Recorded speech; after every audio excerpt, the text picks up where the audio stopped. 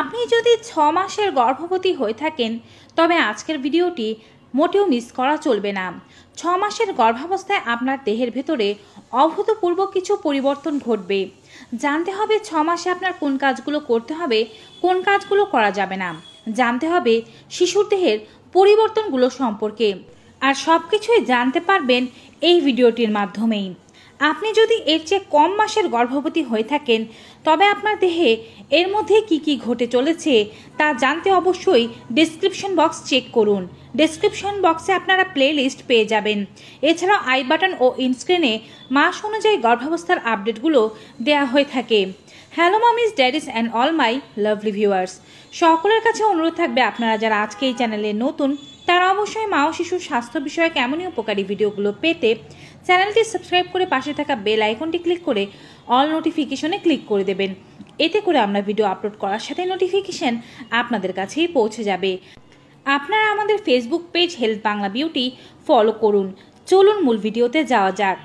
সর্বপ্রথম মায়েদের মনে প্রশ্ন থেকে থাকে গর্ভাবস্থার ষষ্ঠ মাসে কোন কোন সপ্তাহ পড়ে। সাধারণত গর্ভাবস্থার ষষ্ঠ মাস থাকে 23 সপ্তাহ থেকে 27 সপ্তাহ পর্যন্ত। গর্ভাবস্থার ষষ্ঠ মাস আপনার দ্বিতীয় ট্রাইমেস্টারের শেষ মাস, অর্থাৎ মোটামুটিভাবে আপনার গোল্ডেন পিরিয়ড এ মাসেই শেষ হয়ে যাবে। সপ্তম মাস থেকে নবম মাসে আপনাকে আরও কিছু ঝুঁকি ও কষ্ট পোহাতে হতে পারে, কিন্তু আজকে বলছি ষষ্ঠ মাসের কিছু সমস্যার কথা। গর্ভাবস্থার ষষ্ঠ মাসে আপনার সাধারণ সমস্যার মধ্যে থাকতে পারে প্রচুর পরিমাণে বদ হজমের সমস্যা, বুক জ্বালাপোড়া, গ্যাস অ্যাসিডিটি এবং কনস্টিপেশনের সমস্যা। হরমোনাল পরিবর্তনের কারণে এই সমস্যাগুলো হওয়া খুবই স্বাভাবিক। তাছাড়া আপনি যে আয়রন ও ক্যালসিয়ামের মেডিসিনগুলো সেবন করছেন তার জন্য এমনটা হতে পারে।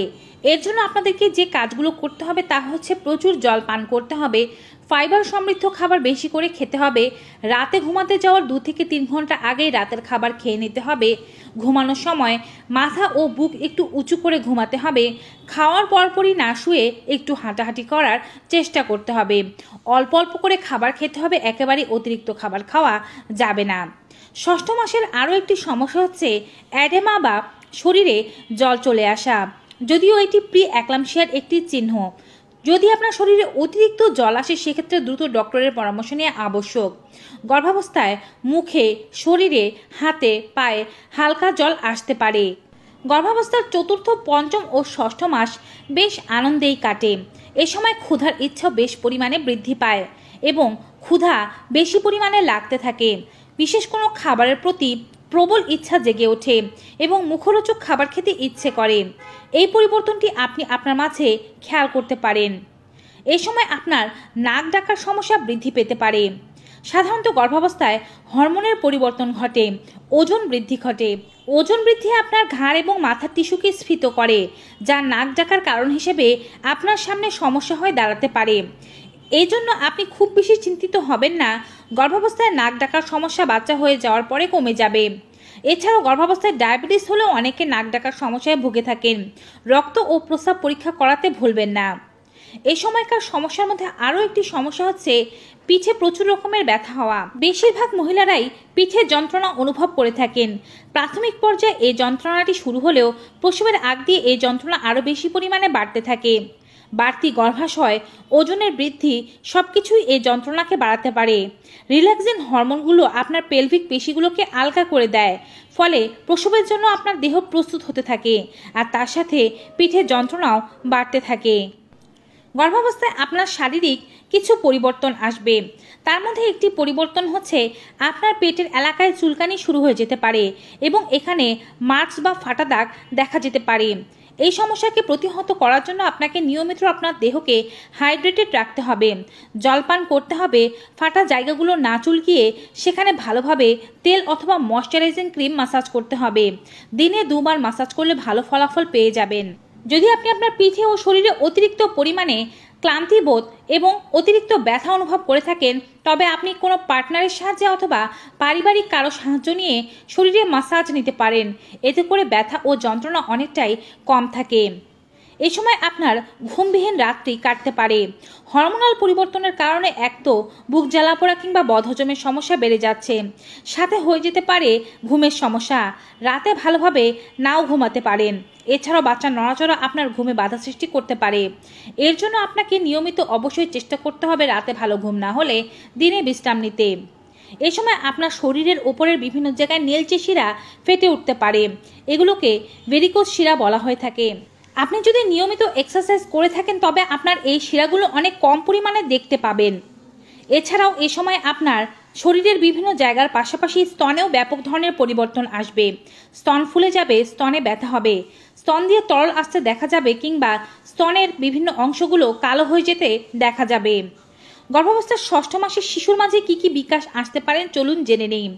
প্রথমবার গর্ভবতী হয়ে থাকলে এতদিনেও যদি বাচ্চার নড়াচড়া অনুভব না করে থাকেন সেক্ষেত্রে এখন নড়াচড়া অনুভব করবেন। তবে যদি আপনি দ্বিতীয় বা তৃতীয়বার গর্ভবতী হয়ে থাকেন সেক্ষেত্রে আরও আগে বা পঞ্চম মাসের দিকেই নড়াচড়া অনুভব করবেন।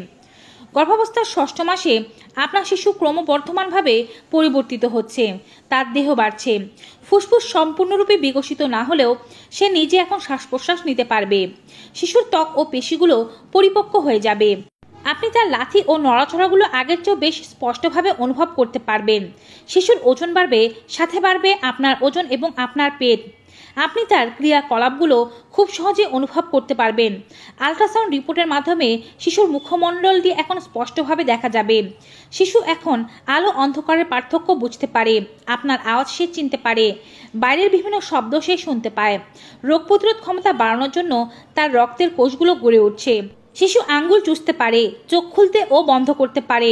তার চোখ, ভ্রু, চুলসহ শরীরের বিভিন্ন অঙ্গ সম্পূর্ণরূপে গঠিত হয়ে গিয়েছে। চুলের বৃদ্ধি জিনতত্ত্বের উপরে নির্ভর করছে। শিশু চুল নিয়ে জন্মগ্রহণ করবে। এ সময় আপনার ডায়েট হতে হবে পরিপূর্ণ। বাচ্চার বৃদ্ধির সাথে সাথে আপনার খাদ্য তালিকাও সঠিকভাবে নির্বাচন করতে হবে। নিয়মিত একটি করে ভিটামিন সি সমৃদ্ধ ফল অবশ্যই খেতে হবে। সেখানে আপনি রাখতে পারেন লেবু, কমলা লেবু, মালটা ইত্যাদি ফল। সাথে আরও একটি ফল রাখবেন, সেটি হতে পারে আপেল, কলা, আনার, পেয়ারা এই জাতীয় ফল। অবশ্যই ষষ্ঠ মাসে প্রচুর পরিমাণে শাকসবজি খেতে হবে। সবুজ শাকসবজির পাশাপাশি রঙিন শাকসবজিও খাওয়া উচিত, যেমন টমেটো, ক্যাপসিকাম, ব্রকলি ইত্যাদি। এই সময় আপনাকে নিয়মিত এক বাটি করে ঘন করে রান্না করা ডাল খেতে হবে। ভাতের পরিমাণ খুব বেশি না খেয়ে অল্প খাওয়াই ভালো, কারণ অনেকে কার্বোহাইড্রেট জাতীয় খাবার বেশি খান কিন্তু পুষ্টিকর খাবারগুলো খান না। নিয়মিত 1 গ্লাস দুধ, 1 কাপ দই, 2টো কুসুম শুদ্ধ ডিম, 4টি খেজুর, 1 মুঠো ভেজানো বাদাম আপনার শারীরিক বিভিন্ন চাহিদাকে পূরণ করতে সাহায্য করবে এবং মিসক্যারেজের হাত থেকে আপনাকে রক্ষা করবে। এই সময় অবশ্যই আপনাকে রক্তের চেক আপ করিয়ে নিতে হবে ডক্টরের পরামর্শে। ওজন পরিমাপ করতে হবে, সুগারের পরিমাণ ঠিক আছে কিনা এবং প্রস্রাব দিয়ে প্রোটিন যাচ্ছে কিনা তাও দেখে নিতে হবে। জেস্টেশনাল ডায়াবেটিসের সমস্যা আপনার আছে কিনা তা পরীক্ষা করে নিতে হবে। আপনার বাচ্চার বৃদ্ধি সঠিকভাবে হচ্ছে কিনা তা জানার জন্য আল্ট্রাসাউন্ড করে নিতে হবে এবং এর সাথে জেনে নিতে হবে যে আপনার বাচ্চার কোনো শারীরিক ত্রুটি আছে কিনা। ডক্টরের সঙ্গে আলোচনা করার মতো কিছু বিষয় রয়েছে, অর্থাৎ আপনি যদি শারীরিক কিছু সমস্যা দেখতে পান সেক্ষেত্রে দ্রুত ডক্টরকে জানানো জরুরি। যদি আপনার মলদ্বারে আস্তরণের মতো গুরুত্বপূর্ণ কোনো সমস্যা দেখা যায়, কোনো গ্যাস অথবা কোনো মাংসের পিণ্ড দেখতে পান, যদি তার সাথে রক্তপাত হয়, যদি পেটের নিম্নাংশে বা তলপেটে প্রচুর পরিমাণে ব্যথা ও সংকোচন শুরু হয়ে যায়, যদি যোনি দিয়ে রক্তপাত হয়, প্রস্রাবের সময় ব্যথা অনুভব করেন, ক্রমাগত বমি হতে থাকে, জল ভাঙতে থাকে, মাথা ঘোরাতে থাকে, চোখে ঝাপসা দেখতে পান এবং আপনার জ্বর ভালো না হতে চায়, পেটে যদি দীর্ঘস্থায়ী ব্যথা থাকে, পিঠের নিচের দিকে যদি গুরুতর ব্যথা থাকে, আপনি যদি 1 ঘন্টায় 5টির বেশি জরায়ু সংকোচন অনুভব করে থাকেন সেক্ষেত্রে দ্রুত ডক্টরকে জানানো খুবই জরুরি। শারীরিকভাবে সুস্থ গর্ভবতী নারীরা নিয়মিত হালকা থেকে মাঝারি ব্যায়াম করার চেষ্টা করবেন, তবে অবশ্যই ডক্টরের পরামর্শ নিয়ে এগুলো করা উচিত। আপনাকে অন্ততপক্ষে 8 ঘন্টার ঘুম নিশ্চিত করতে হবে, 1 থেকে 2 ঘন্টা দিনের বেলা বিশ্রাম নিতে হবে। আপনার প্রস্রাব পায়খানার চাপ পেলে তা আটকে রাখা যাবে না, দ্রুত তা ক্লিয়ার করতে হবে। মাঝে মাঝে বাইরে বের হতে হবে, মন খুলে সকলের সাথে কথা বলতে হবে। ডক্টরে দেওয়া বিভিন্ন ধরনের ভিটামিন যেমন folic acid, calcium, iron, vitamin D এর সাপ্লিমেন্টারি এগুলো নিয়মিত গ্রহণ করতে হবে। সবসময় মনকে আনন্দঘন রাখার চেষ্টা করবেন। কোনো সমস্যা হলে সকলের সাথে সেটি শেয়ার করবেন। ভারী কোনো ধরনের কাজ করবেন না, এক জায়গায় দীর্ঘক্ষণ দাঁড়িয়ে কিংবা বসে থাকার চেষ্টা করবেন না। আপনি নিজে জেনে বুঝে কোনো সমস্যার জন্য কোনো ধরনের ওষুধ সেবন করবেন না, এতে হিতে বিপরীত হতে পারে। তো ভিউয়ার্স, এই হচ্ছে ষষ্ঠ মাসের আপডেট। আজকের এই ভিডিওটি আপনাদের কাছে কেমন লেগেছে কমেন্ট বক্সে জানাতে ভুলবেন না। ভিডিওটি ভালো উপকারী মনে হয়ে থাকলে অবশ্যই বেশি মাত্রায় like, comment, share and subscribe. দেখা হবে আবার নতুন একটি ভিডিওতে নতুন কিছু উপকারী তথ্য নিয়ে। ততক্ষণ পর্যন্ত সকলে ভালো থাকুন, সুস্থ থাকুন। Good bye and